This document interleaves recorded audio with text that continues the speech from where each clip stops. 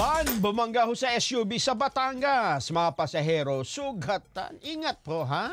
Mga magdadrive, dahan-dahan. Wag masyadong maging nagmamadali. Ha? Baka madali kayo sa kung saan. Erlinda Cueto, Lakdaw sa balita.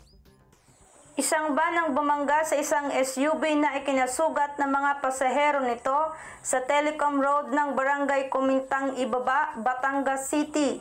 Batay sa initial na investigasyon ng Batangas City Component Police Station, habang bumabiyahe ang SUV sa National Road ng nasabing barangay, bigla itong nabangga ng isang high-ace na van na minamaneho ni John Remar Hubahib Hakosalem, 33 taong gulang, at naninirahan sa 4th Estate Subdivision, Barangay San Antonio, Parañaque City.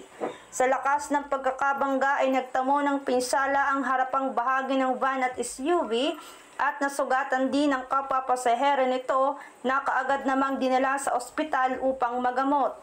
Napag-alaman din na ang naturang van ay may sakay na 4 na Korean national na pawang mga turista na kinilala bilang sina Jiho Park, 44 na taong gulang, Kim Kwang Syok, 46 na taong gulang, Yong Hon Ji, 44 na taong gulang, at Seong Yong Jin, 43 taong gulang.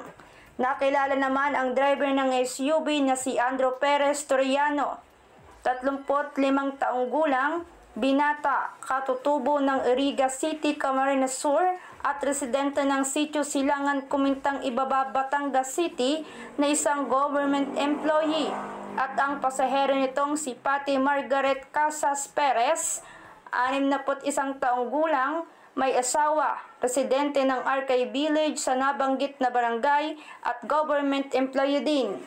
Nagkasundo naman ang magkabilang panig matapos ang aksidente sa pamamagitan ng amicable settlement.